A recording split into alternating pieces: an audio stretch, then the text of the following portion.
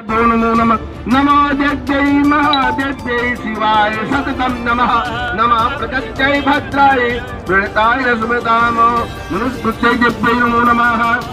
महाराज खाना रख लीजिए, अपने जरूरत है, पहले आ जरूरत। नमस्कार। नमस्कार इंडिया के प्रातःकालीन अंक सुप्रभात में, जिसमें कि खबर अखबारों की और नजर नमस्कार इंडिया। आपका हार्दिक अभिनंदन। जो हालात चारों तरफ है आप सबको मालूम ही है। हालांकि बात ये कि उससे कुछ नहीं होता। सरकार के कहने पर ट्विटर से अनेकों पोस्ट हटा दी गई है, जिसमें कुछ शमशान से संबंधित तस्वीरें भी हैं। अपनी अपनी जिम्मेदारी दूसरी तरफ डाइवर्ट कर दिया। ऐसा कहा जा रहा है, चर्चा में है कि ऐसे संदेश मीडिया को भी आ गए हैं, बड़े चैनल्स को और बाकी लोगों को, कि किसी भी प्रकार की मौतों के लिए या ऑक्सीजन की कमी के लिए सरकार को नहीं वरन सिस्टम को जिम्मेदार ठहराया जाए। अब बताएं, सिस्टम किसका होता है? सिस्टम भी तो सरकार द्वारा ही कंट्रोल किया जाता है। सरकार के ही तो नुमाइंदे उसके अंदर होते हैं, उन्हीं के तो कर्मचारी, अधिकारी, मंत्री, संतरी सब उसी के तो होते हैं। नाम बदलने से कुछ नहीं होता महोदय। अब आप योजना आयोग का नाम नीति आयोग कर दें, उससे क्या फर्क पड़ता है? खैर, हमने पहले भी कहा है, आप माहिर हैं, खिलाड़ी हैं इन चीजों के। और उससे बड़ी चीज, आपके पास एक ट्रोल आर्मी बैठी हुई है जो 2.5 3 रुपए के अंदर किसी को कुछ भी कहे, कितना भी झूठ, उनसे सफेद झूठ, दोपहर 12 बजे भी वो लिख रहे होते हैं कि नहीं समय चंद्रमा निकल रहा है। चलिए प्रारंभ करते हैं जनसत्ता से। मुख्य पेज पर, प्रथम पेज पर ही खबर है कि दिल्ली में 20 और अमृतसर में 6 की मौत।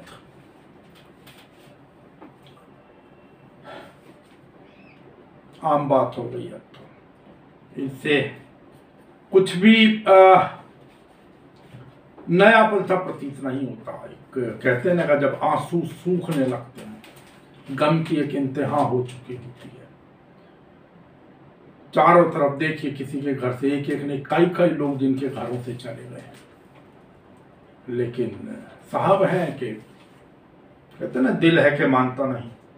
आदत है कि एक दूसरे के ऊपर टालने से बात जमती नहीं। अब दिखावे के लिए कुछ भी करे जाइए। दूरदर्शिता कहाँ रखी रह गई। इस समय तो शौक था कि नई सेंट्रल विस्टा बने, नया संसद का भवन बने, प्रधानमंत्री का नया आवास बने, बड़े बड़े 8,500 करोड़ के हवाई जहाज आए और ऑक्सीजन एक्सपोर्ट किया जाए, वैक्सीन एक्सपोर्ट किया जाए। और अब आपको मालूम ही है कि भारत बायोटेक ने और एक क्या 2 कदम आगे बढ़ते हुए राज्यों को 600 रुपये में डोज और प्राइवेट हॉस्पिटल्स को 1200 रुपये। ठीक है, आम आदमी या तो लुटने के लिए है या मरने के लिए है। चलिए, महाराष्ट्र में ऑक्सीजन वाल्व बंद होने से 2 मरीजों की मौत। ऑक्सीजन और टीके का आयात पर सीमा शुल्क से छूट। ऑक्सीजन आपूर्ति में बाधा डालने वालों को लटका देंगे। यह दिल्ली उच्च न्यायालय की टिप्पणी थी। बाधा डालने वालों को बिल्कुल लटकाइए, लेकिन क्या उनके विरुद्ध भी कोर्ट कभी कुछ बोलेगा? जिन्होंने बाधा तो तब डाले ना जब किसी चीज का उत्पादन हो। जब उत्पादन ही नहीं है किसी चीज का, दूरदर्शिता की कमी, ऑक्सीजन की कमी के कारण चारों ओर हाहाकार और अनेकों लोग इस दुनिया को छोड़ गए। ना जाने कितने लोग बेसहारा हो गए, कितने मासूम बेसहारा हो गए, कितने परिवार बेसहारा हो गए। उनको कहां लटकाएंगे? देश भर में दूसरे दिन भी 2,500 से ज्यादा मौत। एक दिन में रिकॉर्ड 3,48,747 मामले आए। चमोली में हिम्मत टूटने से 8 लोगों की मौत, कई जख्मी। महाराष्ट्र के पूर्व गृह मंत्री के परिसरों पर छापे। अनिल देशमुख के संदर्भ में ये खबर है। फिलहाल तो न्यायमूर्ति रमण ने 48वें प्रधान न्यायाधीश के रूप में शपथ ली। रक्षा संस्थानों के अस्पतालों में भी कोरोना के आम रोगियों का इलाज। रक्षा मंत्री राजनाथ सिंह ने शनिवार को कहा कि सार्वजनिक क्षेत्र के रक्षा उपक्रमों और आयुध कारखाना बोर्ड के सभी चिकित्सा प्रतिष्ठानों को कोरोना विषाणु से संक्रमित आम लोगों को स्वास्थ्य सेवाएं प्रदान करने की अनुमति दे दी गई है। और इससे आगे चलें तो ऑक्सीजन सिलेंडर भरवाने के लिए लंबी कतार। ये मध्य प्रदेश में मरीजों के लिए ऑक्सीजन की कमी के बीच भारत हैवी इलेक्ट्रिकल्स लिमिटेड, भेल जिसको बोलते हैं, भोपाल अपने संयंत्र में 24 घंटे चिकित्सकीय ऑक्सीजन के उत्पाद में जुटा है। फिर भी सिलेंडर भरवाने के लिए लोगों के अपने वाहनों के साथ लंबी कतारें संयंत्र परिसर में लगी हुई। क्या करें, हालात ही ऐसे, सब कुछ छोड़कर मंत्र सुन लीजिए, कोरोना को गांवों तक किसी भी सूरत में न पहुंचने दें। गांवों से भीड़ बुलाएंगे चुनावी रैलियों में, पर गांवों में ना पहुंचने दें। अब तक तो जो चीज पहुंची नहीं थी वो पहुंच चुकी है। प्रधानमंत्री नरेंद्र मोदी ने शनिवार को कहा कि कोविड-19 की जिस वर्तमान चुनौती का देश सामना कर रहा है वह पिछले वर्ष के मुकाबले बड़ी है। उन्होंने किसी भी सूरत में इस महामारी को गांवों तक पहुंचने से रोकने के हर संभव प्रयास सुनिश्चित करने का आह्वान किया। उन्होंने कहा कि पिछले साल भी आपने इस संक्रमण को गांवों में फैलने से रोका था। किन्होंने रोका था? पंचायतों ने गांव में जागरूकता पहुंचाने में बहुत बड़ी भूमिका निभाई थी। इस वर्ष भी हमारे सामने जो चुनौती है वह पहले से जरा ज़्यादा है। गांवों जरा ज़्यादा है शब्द, ठीक है। गांवों तक इस संक्रमण को किसी भी हालत में पहुंचने नहीं देना है, इसे रोकना ही है। उन्होंने कहा कि आज की तारीख में पंचायतों का मंत्र दवाई भी और कड़ाई भी का होना चाहिए। बिल्कुल ठीक कहा था। जहाँ अकेले में बैठ के आप सीएम के साथ मीटिंग करते हैं वहाँ मास्क लगाते हैं और भरी भीड़ में जब जाते हैं तो आपके पास मास्क नहीं। वैसे आप लोगों को जानकारी होगी कि आज अब फिर से आप मन की बात सुनिएगा माननीय प्रधानमंत्री जी की 11 बजे। जलवायु पहल में शामिल होने के अमेरिकी फैसले का स्वागत किया है। ये जी प्रधानमंत्री कार्यालय ने शनिवार को भारत स्वीडन जलवायु पहल में शामिल होने का अमेरिका के निर्णय का स्वागत किया और कहा कि इससे पेरिस समझौते के लक्ष्यों को हासिल करने में मदद मिलेगी। कोरोना संकट के बीच विध्वंसकारी शक्तियों से सावधान रहें लोग। राष्ट्रीय स्वयंसेवक संघ ने लोगों से भारत विरोधी और विध्वंसकारी शक्तियों के षड्यंत्रों से सावधान रहने की अपील करते हुए दावा किया कि ऐसी ताकतें कोविड-19 की दूसरी लहर के कारण उत्पन्न प्रतिकूल परिस्थितियों का लाभ उठाकर देश में नकारात्मकता और अविश्वास का माहौल बना सकती है। अच्छा, राजस्थान में हर दिन हो रही है 78,000 से ज्यादा जांच। जब रेमडेसिविर के उपयोग के लिए महाराष्ट्र को अनुमति का इंतजार। कोरोना के मरीजों के इलाज में इस्तेमाल होने वाली रेमडेसिविर दवा की आपूर्ति को लेकर महाराष्ट्र सरकार की केंद्र से ठनी हुई है, जबकि राज्य की एजेंसियों द्वारा जब्त की गई इस दवा की 5,000 शीशियों का अदालत की अनुमति के अभाव में उपयोग नहीं हो पा रहा है। कोई बात नहीं है साहब, जब अर्नब गोस्वामी का केस होगा तो सब जल्दी हो जाता। एक अधिकारी ने कहा कि ये शीशियां खाद्य एवं औषधि प्रशासन और पुलिस विभाग द्वारा मार्च और अप्रैल में महाराष्ट्र के विभिन्न भागों में छापे मारने के दौरान जब्त की गई थी।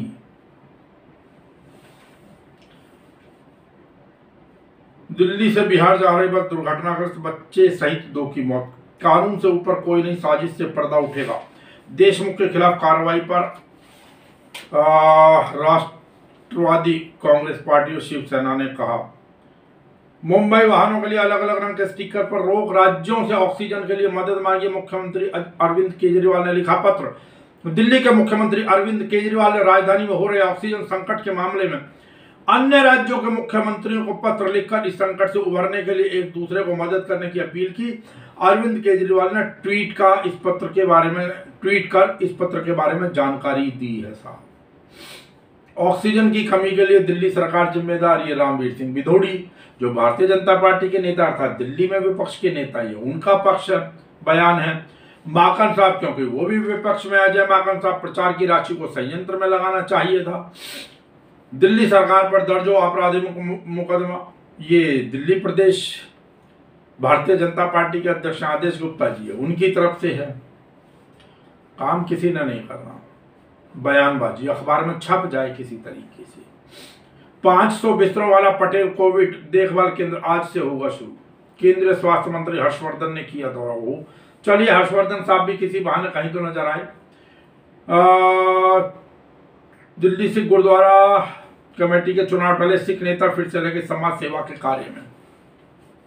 ये वही सिख नेता हैं, ये वही सिख लोग हैं, ये वही किसानों में से निकले हुए लोग हैं, और वही किसान है जो कल तक आतंकवादी थे, खालिस्तानी थे। आज वही लंगर पहुंचा रहे हैं, आज वही गैस के लंगर लगा दिए, एक तरीके से गैस की फ्री आपूर्ति कर रहे हैं। शर्म नहीं आएगी, चाहे कुछ भी कह दीजिए। व्यापारी दिल्ली में पूर्णबंदी बढ़ाने के पक्ष में। व्यापारिक संगठन दिल्ली में लगी पूर्णबंदी बढ़ाने के पक्ष में शीर्ष व्यापारी संगठन chamber of trade and industry ने शनिवार शाम को सर्वेक्षण रिपोर्ट जारी कर दावा किया कि 70% व्यापारी समाज पूर्णबंदी बढ़वाना चाहते हैं। होना भी चाहिए, और खाली दिल्ली में नहीं, सब जगह पर ये लॉकडाउन लगना चाहिए, तभी काम चलेगा, और सख्ती से लगना चाहिए। खाली पड़े ऑक्सीजन संयंत्र को कराया शुरू। कई बार मन ऐसा होता है साहब के। दिल्ली में संक्रमितों की संख्या 10 लाख पार, एक दिन में 357 की मौत, 357। शनिवार को 549 अर्थात 549 शवों का किया गया दाह संस्कार। दिल्ली में भीड़ भाड़ से हटकर पॉश इलाकों में पहुंचा कोरोना का संक्रमण। कोरोना की पुष्टि होने पर महिला चिकित्सक ने 14वीं मंजिल से कूद कर दी जान। देखिए, ये डॉक्टर होते हुए डेंटिस्ट हैं। नोएडा के थाना सूरजपुर इलाके के सेक्टर 137 में स्थित पैरामाउंट फ्लोरेविल सोसाइटी में कोरोना संक्रमण की पुष्टि होने पर एक महिला डॉक्टर के 14वीं मंजिल से कूदकर आत्महत्या करने का मामला सामने आया है। केंद्रीय नोएडा एडीसीपी इलामारन के मुताबिक मूल रूप से आगरा निवासी प्रशंसा 30 वर्षीय है। अपने पति माधव के साथ सेक्टर 137 स्थित पैरामाउंट सोसाइटी में रहती थी। प्रशंसा पेशे से दंत चिकित्सक अर्थात डेंटिस्ट थी, जबकि उनके पति माधव एक आईटी कंपनी में अभियंता के तौर पर कार्यरत हैं। उन्होंने बताया कि शुक्रवार शाम प्रशंसा के सोसाइटी की 14वीं मंजिल से कूदकर आत्महत्या कर ली। प्रशंसा ने पुलिस मौके पर पहुंचकर शव को पोस्टमार्टम के लिए भेज दिया है। मृतका के परिजनों को सूचित कर दिया गया। पुलिस जांच में पता कि प्रशंसा और माधव में 2 दिनों पहले कोरोना संक्रमण की पुष्टि हुई थी, जिसको लेकर वह तनाव में चल रही थी। महिला ने शुक्रवार शाम को फ्लैट की बालकनी से कूदकर आत्महत्या कर ली। पुलिस मामले की जांच करे। बताइए, पूरा परिवार एक तरीके से बिखर जाता है। ऐसा कदम ना उठाएं, लड़ें। और डॉक्टर हैं आप ऐसा संदेश क्यों समाज में देते हैं? बिजली विभाग ने बिजली काटो अभियान रोका। ये नोएडा से खबर है साहब। मुठभेड़ के बाद ओएनजीसी के 2 कर्मचारी छुड़ाए गए नागालैंड में भारत म्यांमार सीमा के पास। शनिवार को मुठभेड़ के बाद ओएनजीसी के 2 कर्मचारियों को छुड़ा लिया गया, जबकि तीसरे व्यक्ति की तलाश जारी है। असम पुलिस प्रमुख भास्कर ज्योति महंता ने यह जानकारी दी। कोविड मरीजों को उपचार में वीराफिन के सीमित आपात इस्तेमाल की मंजूरी। भारत के औषधि नियंत्रण महानिदेशक ने कोविड-19 के मध्यम लक्षण वाले मरीजों के उपचार के लिए जायडिस कैडिला की वीराफिन के सीमित उपयोग की आपात स्वीकृति दे दी है। सिंगापुर से 4 क्रायोजेनिक ऑक्सीजन कंटेनर लेकर पहुंची वायुसेना। देखिए, एक दुखद खबर ये कल से चल रही है सब जगह पर, मैं इस पर थोड़ा सा ध्यान दिलाना चाहूंगा। परमवीर चक्र विजेता अब्दुल हमीद के पुत्र की इलाज में लापरवाही से मौत। 1965 के भारत पाकिस्तान युद्ध में पाकिस्तान के खतरनाक पैटर्न टैंक तबाह करने वाले परमवीर चक्र विजेता वीर अब्दुल हमीद के बेटे अली हसन 61 वर्ष के थे कि शुक्रवार को कानपुर के एक अस्पताल में उपचार में कथित लापरवाही के कारण मौत हो गई। हम बचपन में हम स्कूलों के अंदर, प्राथमिक कक्षाओं के अंदर अब्दुल हमीद की कहानी हमारे पुस्तकों के पाठ्यक्रम के अंदर हमारे सम्मिलित थी। मृतक के परिवार ने आरोप लगाया कि लाला लाजपत राय अस्पताल के अधिकारियों ने अली हसन की कोविड-19 की जांच कराने की जहमत नहीं उठाई कि पता लग पाता कि वह संक्रमित थे या नहीं। हसन के बेटे सलीम ने दावा किया कि उनके पिता की मौत अस्पताल के डॉक्टरों और कर्मचारियों की लापरवाही से हुई है। सलीम ने पत्रकारों को बताया कि उनके पिता पिछले कई दिनों से उन्हें बुधवार को लाला लाजपत अस्पताल में भर्ती कराया गया। उन्होंने कहा कि अस्पताल में प्रवेश के बाद अली हसन की ऑक्सीजन पर रखा गया, लेकिन 4 घंटे बाद उनके स्वास्थ्य को स्थिर बताते हुए ऑक्सीजन की सुविधा हटा ली गई। सलीम ने आरोप लगाया कि पिता के बिगड़ते स्वास्थ्य को देखते हुए जब अस्पताल के कर्मचारियों से ऑक्सीजन की सुविधा के लिए संपर्क किया गया तो कोई सुनवाई नहीं हुई। उन्होंने यह भी आरोप लगाया कि डॉक्टरों को यह बताया गया कि अली हसन परमवीर चक्र विजेता वीर अब्दुल हमीद के पुत्र हैं, लेकिन किसी ने तवज्जो नहीं दी। कल से जो खबर डिजिटल मीडिया में है उसमें के अनुसार यही था कि ऑक्सीजन की कमी के कारण। चलिए साहब, भारत है, मेरा भारत महान। इंडोनेशिया की नौसेना को लापता पनडुब्बी के कुछ अवशेष मिले। जॉनसन एंड जॉनसन कोविड टीकाकरण फिर शुरू करेगा।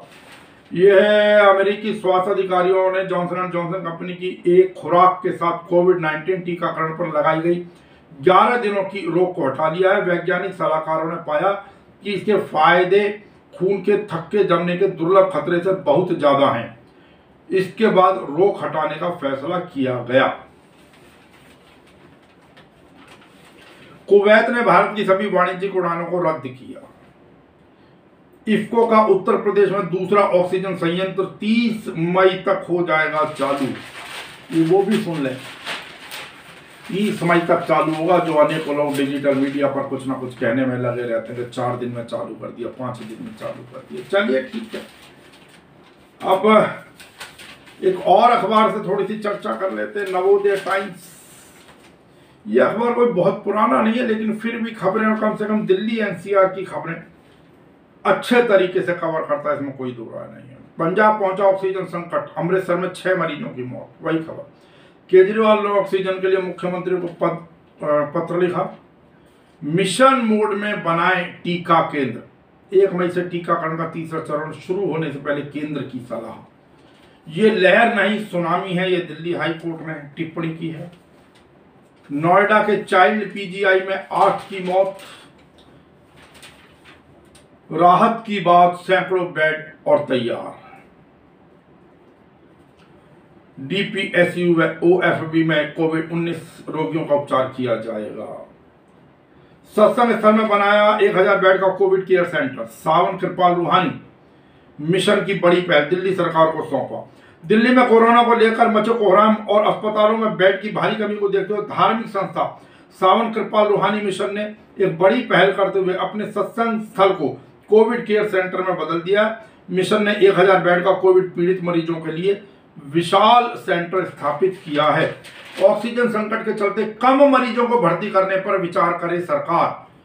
यह सर गंगाराम अस्पताल की तरफ से शनिवार को सरकार से अनुरोध किया है कि दिल्ली में गहराते ऑक्सीजन संकट के बीच वे अस्पताल में भर्ती किए जाने वाले मरीजों की संख्या को घटाने पर विचार करें।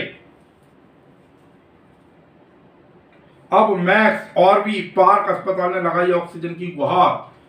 ऑक्सीजन की कमी दूर करने को सरकार का युद्ध स्तर पर काम जारी। दिल्ली में बढ़ सकता है लॉकडाउन, संक्रमण दर में कोई खास गिरावट नहीं, सरकार कर सकती है विचार। 24 घंटे में रिकॉर्ड 357 मौतें, 24,103 नए मामले। शमशान घाटों में 585 शवों का हुआ अंतिम संस्कार। बताइए क्या पड़े। पॉजिटिव खबर चाहिए, सकारात्मक खबर। कहां से लाऊं, कहा क्या लिखवाएं? जो लोग मर गए उनकी जगह क्या लिखवाएं? विभाग की खबर छपवाएं। दिल्ली के 2 बड़े अस्पतालों में बेड्स की संख्या घटाई गई। जहां पूरी दिल्ली में आईसीयू बेड के लिए हाहाकार मचा है, वहीं ऑक्सीजन की कमी के कारण अस्पतालों में बेड्स की संख्या लगातार घटाई जा रही है। बेकाबू कोरोना को देखते हुए अस्पताल में बेड बढ़ाने पर जोर दिया जाना चाहिए था, लेकिन दिल्ली के 2 बड़े अस्पतालों में बेड्स की संख्या कम कर दी गई है। दिल्ली में सभी अस्पताल लगातार ऑक्सीजन की कमी से जूझ रहे हैं। अभी तो मरीज अस्पताल में भर्ती हैं, उनके लिए ऑक्सीजन की कमी न हो, इसलिए अस्पताल प्रशासन द्वारा निर्णय लिया गया। जीटीबी अस्पताल में 1500 बेड से घटाकर 700 बेड कर दिए गए हैं या 800 बेड कम कर दिया गया। वहीं राजीव गांधी सुपर स्पेशलिटी अस्पताल में पहले कोरोना मरीजों के लिए 650 बेड थे, लेकिन अब 350 बेड पर ही मरीजों का इलाज किया जा सकेगा।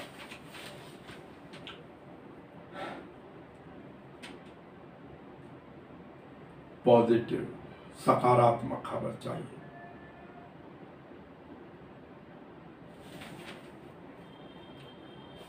वही शवदाह करने के लिए गोबर के उपलों का भी किया जा सकेगा उपयोग। पूर्वी दिल्ली के महापौर निर्मल जैन ने बताया कि कोरोना महामारी से होने वाली मृत्यु की वजह से शमशान घाटों पर दबाव बढ़ गया है। उन्होंने बताया कि इस दबाव के चलते शवदाह के लिए लकड़ियों की सप्लाई पर दबाव है। इसके मद्देनजर पूर्वी दिल्ली नगर निगम द्वारा यह निर्णय लिया गया है कि पूर्वी दिल्ली स्थित शमशान घाटों में शवदाह के लिए गोबर के उपलों का प्रयोग किया जा सकेगा, जिससे लकड़ियों पर बढ़ते दबाव को कम किया जा सके।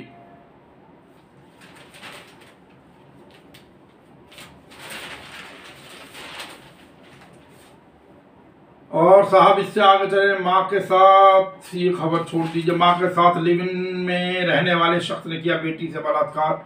मंगोलपुरी में महिला का गला रेत कर हत्या। एटीएम तोड़ने आए 3 को पुलिस ने दबोचा। पति गैंगस्टर है तो पत्नी बन गई नशा तस्कर।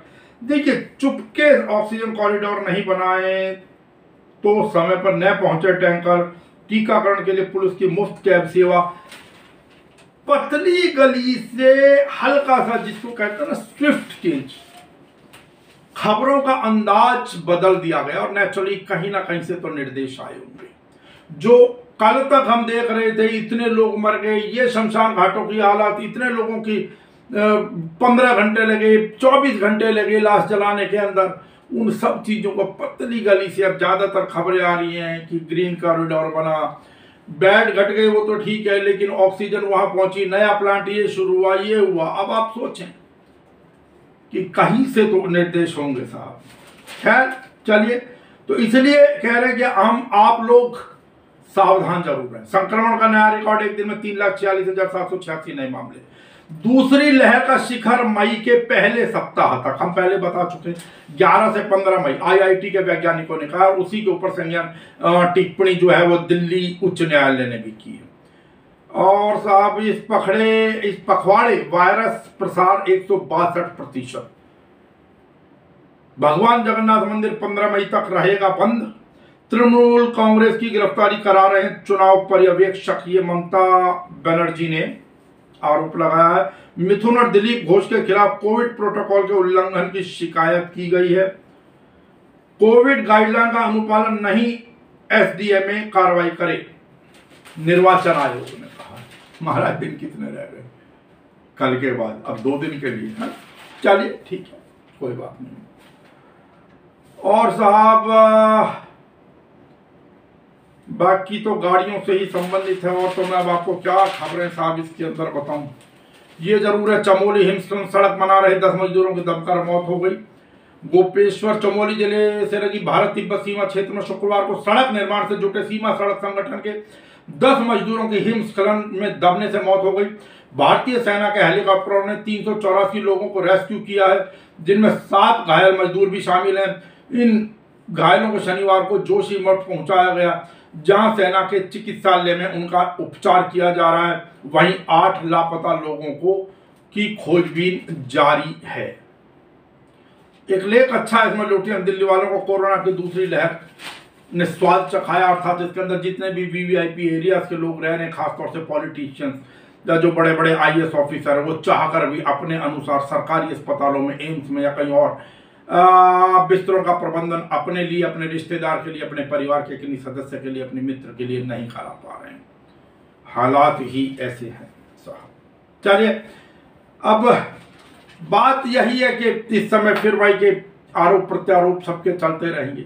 मेरा निवेदन है कि सावधानी सावधानी और सावधानी, और सावधानी में जहां तक संभव हो आप लोग बाहर ना निकलें। बाहर निकलें भी तो मास्क जरूर अच्छे वाला मास्क लगाएं तो ज्यादा बेहतर होगा। घर पर लौटें तो सैनिटाइज जरूर करें अपने आप को। और फिर वही अपने जो परंपरागत जो हमारे उपचार हुआ करते थे, जिस प्रकार हल्दी का सेवन, आंवला का सेवन, हमने पहले भी कहा कि च्यवनप्राश आदि, उसके अंदर कुछ और हो या ना हो, लेकिन आंवला आपको जरूर मिल जाएगा। इन सब का सेवन करते रहें, रखें अपने स्वास्थ्य का ध्यान। नमस्कार।